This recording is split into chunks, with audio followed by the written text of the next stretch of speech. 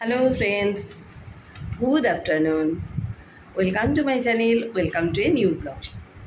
তারপর বলো তোমরা সবাই কে কেমন আছো? আশা করব সবাই ভালো আছো। আমরাও ভালোই আছি। আমি সকাল থেকে তোমাদের সঙ্গে আজকে কথা বলতে পারিনি কারণ ভীষণ কাজে ব্যস্ত ছিলাম। অনেকগুলো কাজ করেছি, লাঞ্চেও একটু স্পেশাল করে খাবার বানিয়েছি। সেগুলো তোমাদের সঙ্গে পরে কন্টিনিউ করব। কি বানাবো, কি রেডি করেছি সেগুলো সব তোমাদের দেখাতে থাকবো। তাহলে স্নান করার পরে পুজোটা সারা হয়ে গেছে, বাকি কাজগুলো তোমাদের সঙ্গে একটু একটু করে শেয়ার করব। চলো আমার সঙ্গে সবাই কিচেনে। এখন এইদিকে দেখো চিকেন বসিয়ে দিয়েছি, দুটো কড়াতে ভাগ করে এসে চিকেন বসালাম, কারণ আজ বানাবো চিকেন বিরিয়ানি। আর একটা কড়াতে যদি এতগুলো চিকেন করতে থাকি না তাহলে ছেড়ে যাবে, সেই জন্যে দুটো কড়াতে। আর এইদিকে ডিম সেদ্ধ, আলু সেদ্ধ করে হালকা করে ভেজে রেখেছি, আর ঘি আর তেল গরম করে নিয়েছি। আর তোমার চিকেনটা পুরোপুরি একদম কষা তৈরি হয়ে গেছে।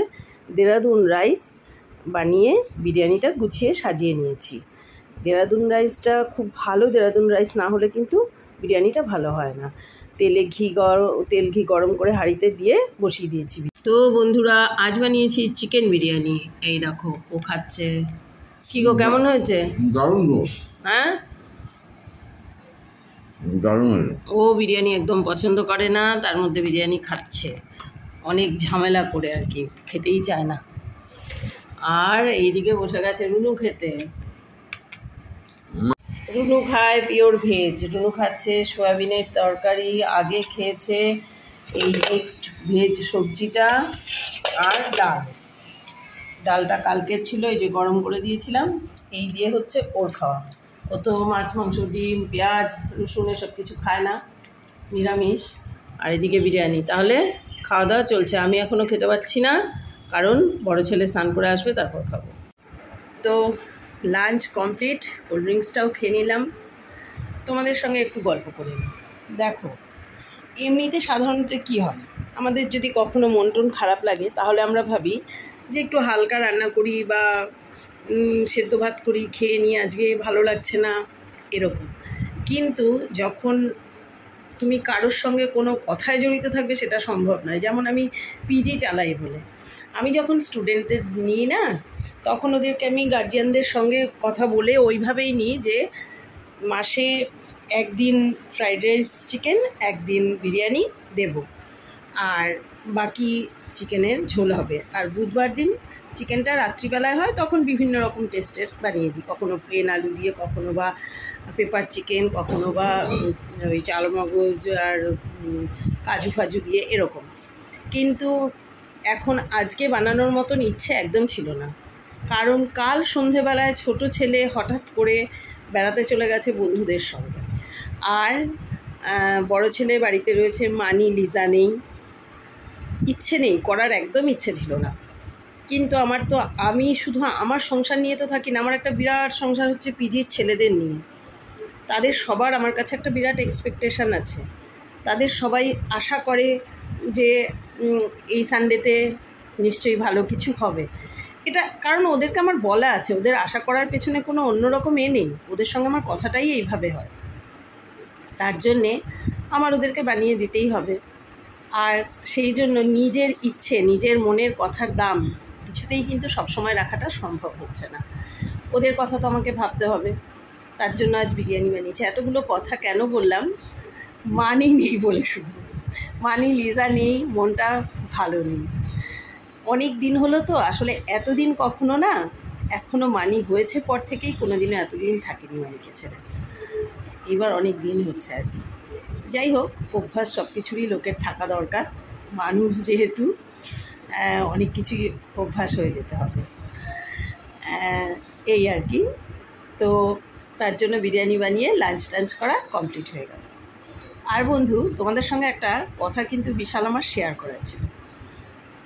কথাটা কি হচ্ছে দেখো, কথাটা হচ্ছে আমি আশুতোষ রানা যে অ্যাক্টার, ওনার একটা ভিডিও আমি দেখছিলাম। তাতে উনি খুব দামি একটা কথা বলেছেন। কথাটা আমার কাছে ভীষণ দামি লেগেছে।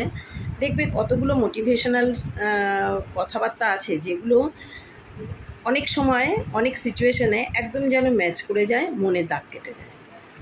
উনি একটা ভিডিওতে বলছেন যে ধরো তুমি রয়েছো 5000 ফিটের একটা বাংলোতে, কিন্তু তার মধ্যে 500 ফিটেই কিন্তু তুমি আছো। 5000 ফিটের বাংলো 500 ফিটেই মাত্র তুমি আছো, আর 4500 ফিট। দেখো, কথাটা হচ্ছে এমন যে আমি আশুতোষ রানার একটা ভিডিও দেখেছিলাম। উনি ভিডিওটায় একটা কথা বলেছেন যেটা ভীষণ মনে দাগ কেটে গেছে। অনেক সময় আমরা অনেক মোটিভেশনাল কথাবার্তাতেই ভীষণভাবে কিন্তু নিজের মনে দাগ কেটে যায় বা ম্যাচ করে যায় সিচুয়েশানের সঙ্গে, এরকম অনেক সময় আসে। কথাটা হচ্ছে যে তুমি ধরে নাও 5000 ফিটের একটা ঘরের বাংলোতে রয়েছো, কিন্তু তুমি তার মধ্যে 500 ফিটেই মাত্র তুমি আছো, আর 4500 ফিট যেটা, সেটার মধ্যে রয়েছে তোমার অহংকার। কী অহংকার? যে আমি 5000 ফিটের ঘরে রয়েছি, এটা হচ্ছে তোমার অহংকার। তুমি যেই অবস্থায় থাকো, যেখানেই থাকো, সেটা ম্যাটার করছে না। কত বড় বাড়িতে আছো, কী করছো, কত তোমার টাকা, কত তোমার পয়সা, কিন্তু তুমি কি কাজ করছো সেটা কিন্তু একটা বিরাট দেখার জিনিস। আর প্রত্যেকটা মানুষের লাইফের সঙ্গে কাজটা কিন্তু দেখতে হয়, সে কিভাবে আছে আর কি কাজ করছে, আর কতটা ভালোভাবে সেই কাজটাকে সে কমপ্লিট করছে, সেই কাজটা নিয়ে সে কতটা ভাবে। আমি আমার কাজটা নিয়ে ভাবি, আমি পিজি চালাই, পিজির আন্টি, পিজিটা যাতে ভালোভাবে চলে, পিজির স্টুডেন্টরা যাতে ভালোভাবে থাকতে পারে, এটা নিয়ে আমি ভাবি। শুধু পিজি নয়, বাড়ির সবাইকে নিয়ে ভাবি, ফ্যামিলির সবাইকে নিয়ে ভাবি, সব কিছু ভাবি। সিচুয়েশান যাই আসুক না কেন, সেটা সামনাসামনি করা, সেই জায়গাটাকে ওভারকাম করে আসা, খারাপ হলে ভালো হলে সেটাকে এনজয় করে কাটিয়ে আসা, সব কিছু পারতে হয় মানুষের লাইফে। এটাই হয়েছে কথাটা খুব ভালো লেগেছিল আশুতোষ রানার, যে জায়গাটা যত বড়ই হয় না কেন, নিজের প্রয়োজনীয় জায়গা কিন্তু আমাদের লাইফে খুব সীমিত। বাংলো কত বড়ই হোক, বাড়ি কত বড়ই হোক, আমি কতটুকুর মধ্যে রয়েছি, কতটুকু আমি ইউজ করছি, আর সেই ইউজের জায়গাটাকে আমি কীভাবে ইউজ করছি, এটা দেখা। যাই হোক, এই কথাটা একটু শেয়ার করলাম তোমাদের সঙ্গে, কারণ আমি মাঝে মাঝে ফেসবুকের অনেক কিছুই দেখি যেগুলো আমার খুব ভালো লাগে। ইউটিউব, ফেসবুক সব জায়গাতেই দেখি, বেশ ভালো লাগে আর কি।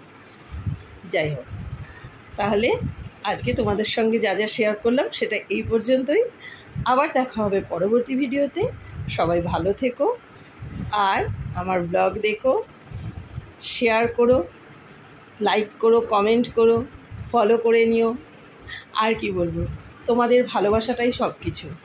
ইদানিং আমার রিচটা একটু কমে গেছে। কেন কমে গেছে সেটার একটা বড় কারণ হচ্ছে যে আমি ঠিকমতো টাইমে ভিডিওগুলো ইদানিং পোস্ট করতে পারছি না। দেখবে, আমরা তো হাউসওয়াইফ, আর একটা কাজের সঙ্গেও জড়িত, তার জন্য নিজের ইচ্ছেতে সবসময় সব কিছু হয় না। যাই হোক, ও ওইদিকে না প্রধান সিনেমাটা দেখছে আর বারবার ডাকছে, চলো দেখে আসি সিনেমাটা কি দেখছে ও কতটা।